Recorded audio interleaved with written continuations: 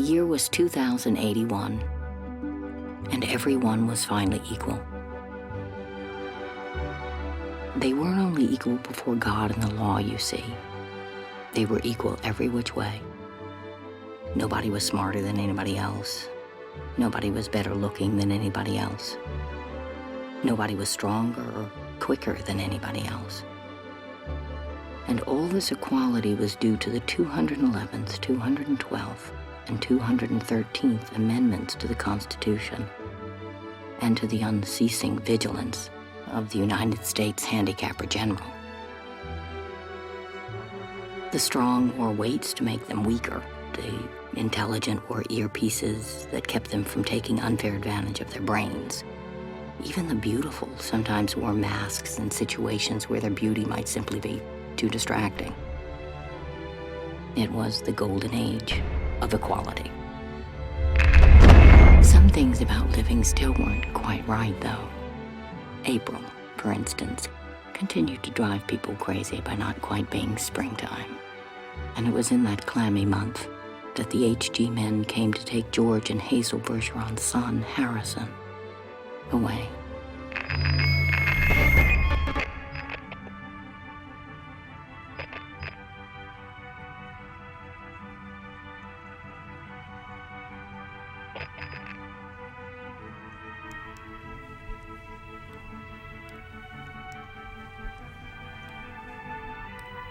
You were fixing the TV, dear.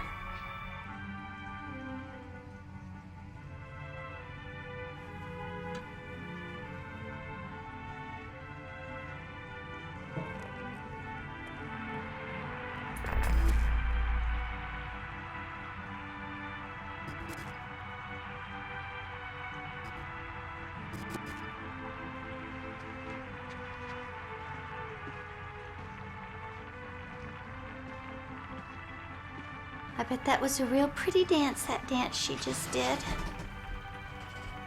Huh? That dance, I bet it was nice. Oh.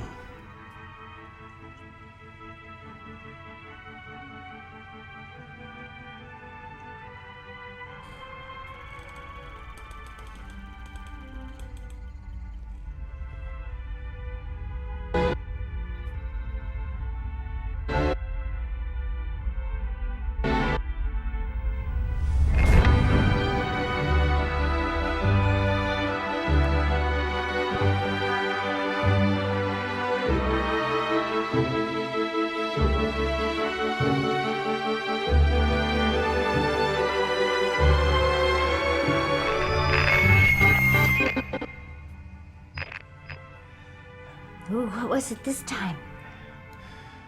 Loud. Same as last time. It sounded a little like somebody hitting a milk bottle with a ball peen hammer from here. You know, it must be very interesting to hear all the different sounds, all the things they think up. It isn't. Only if I was the handicapper general, you know what I'd do? I'd have chimes on Sunday. Just chimes, kinda in honor of religion. Yeah, I could think straight if it was just chimes. Well, then maybe I'd make them real loud then. I think I'd make a good handicapper general. You would.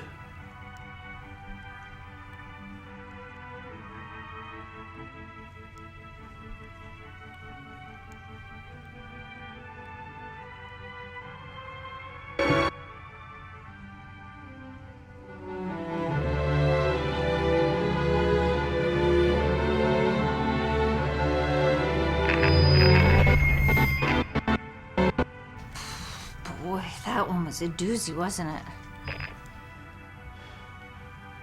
Yeah. You seem distracted, hon. What are you thinking about? I don't know. Can't keep it straight in my head, but something. You must be tired. Why don't you stretch out on the sofa so you can rest your handicaps on the pillows? Fine. You're always so worn out. If there was just some way we could lighten... There isn't. I'm not saying all the time. I'm just saying maybe when you're sitting around the house. Hazel, if I take them off, I'm gonna want to keep them off. And we both know how you would feel about that. I'd hate it. So, nothing to be done then.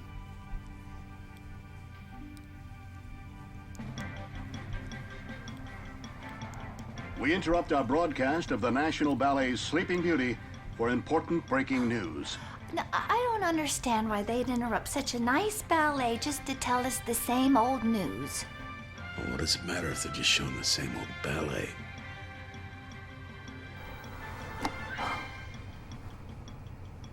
Good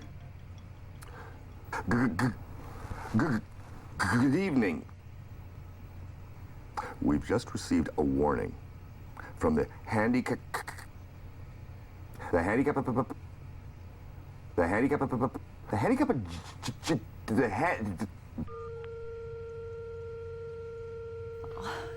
That's all right, he tried. That's the important thing. I think he should get a nice big raise for trying so hard.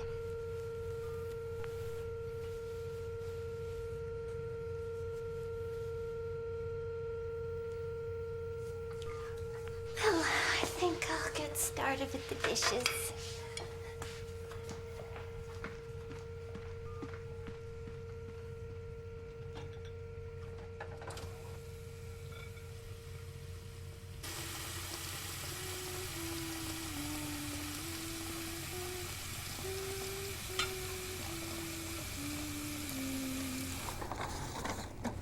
Good evening.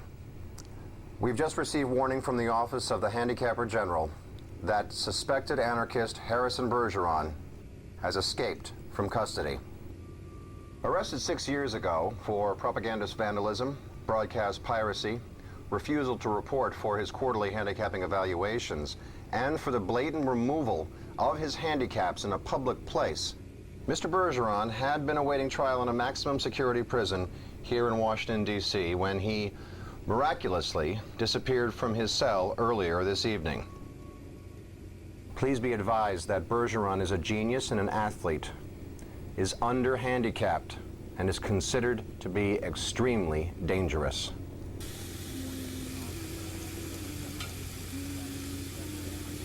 If you see this man, please contact your local authorities immediately. Thank you.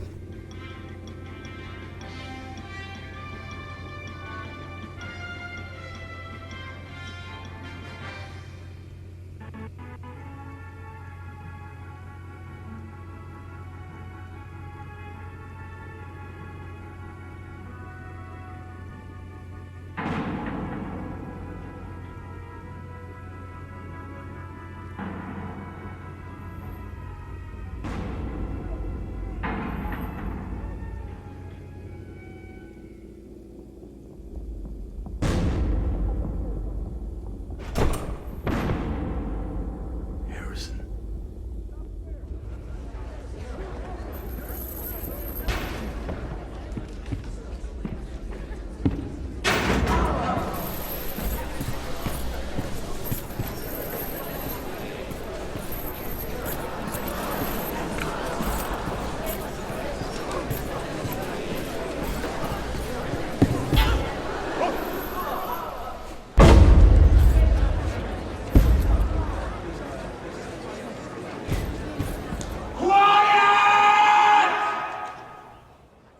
Ladies and gentlemen, distinguished guests from around the world, may I have your attention, please?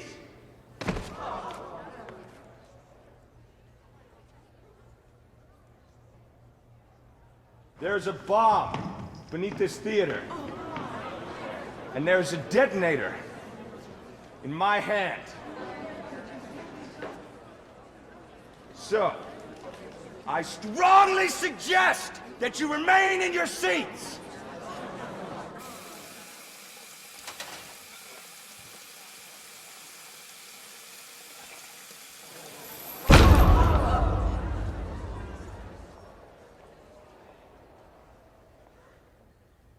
Now, my apologies for interrupting this evening's entertainment. Hopefully I can provide you with some of my own. My name is Harrison Bergeron. I am a fugitive and a public threat. I am an abomination of the able. I am an exception to the accepted. I am the greatest man you have never known. And for the last 6 years, I have been held prisoner by the state, sentenced without trial to torture without end.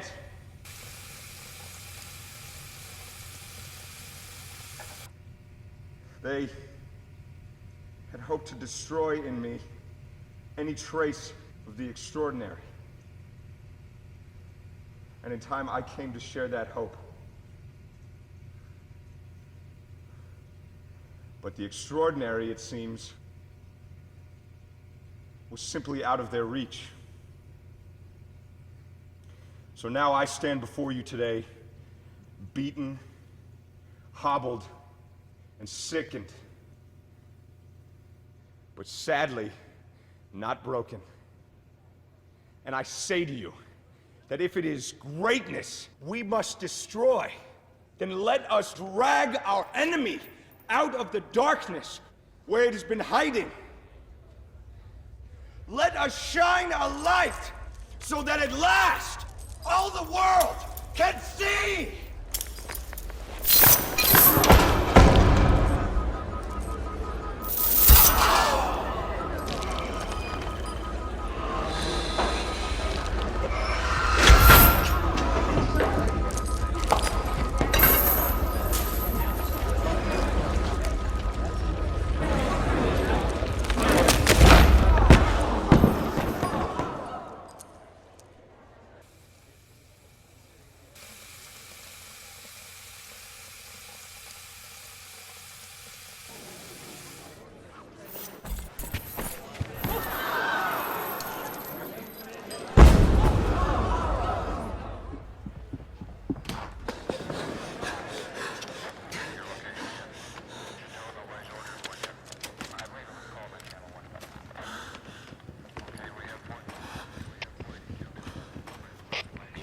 Position in the northeast corridor.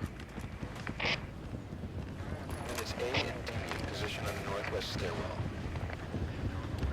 Unit F holding position outside the northwest balcony.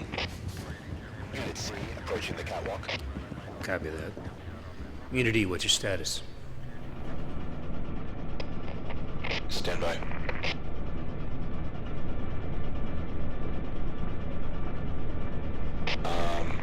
We're gonna need a little more time.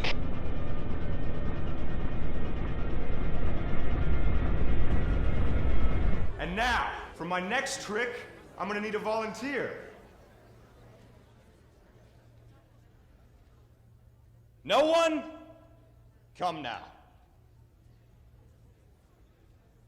Perhaps one of you.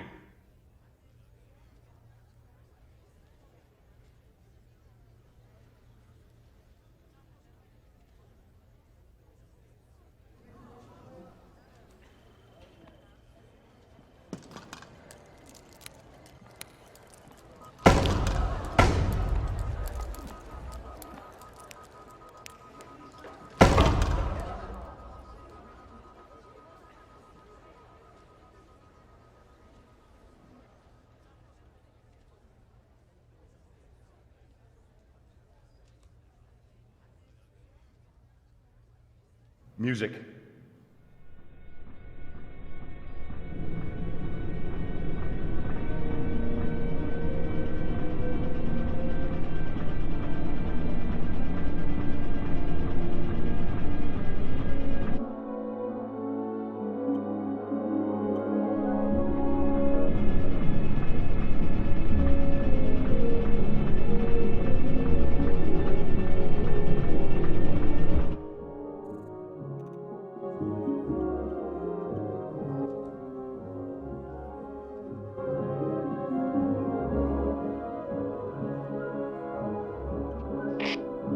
Reporting.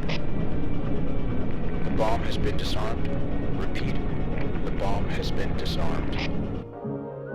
Copy that. Sancho, kill the broadcast.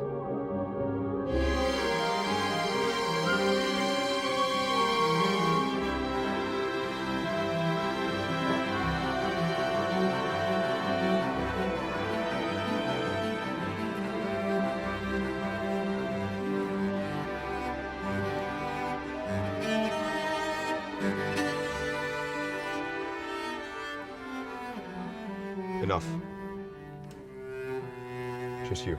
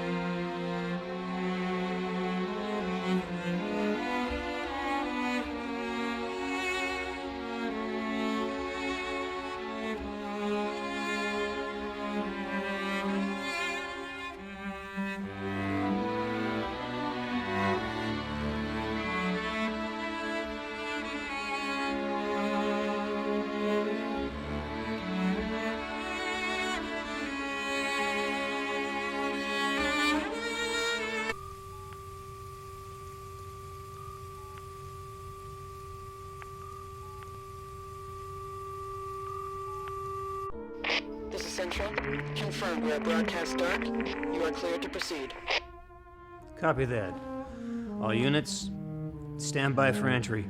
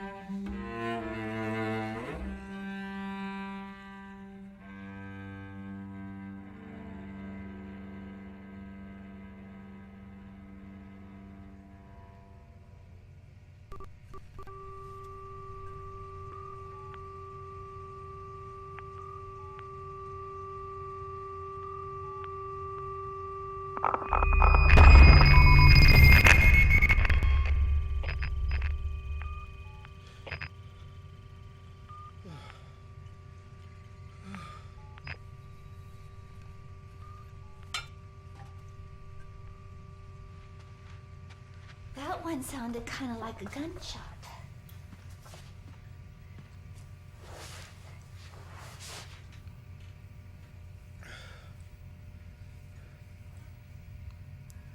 Hun, you look upset. What's wrong?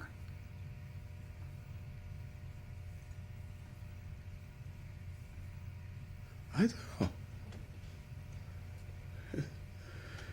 Something, sad. The television, I think. Well, you should forget sad things anyway. I always do.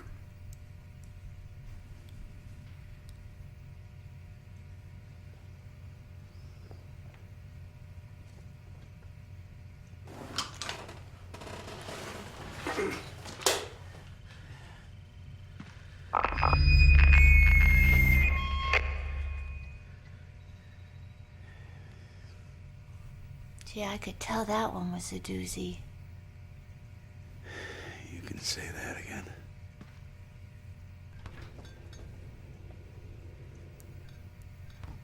Gee, I could tell that one was a doozy.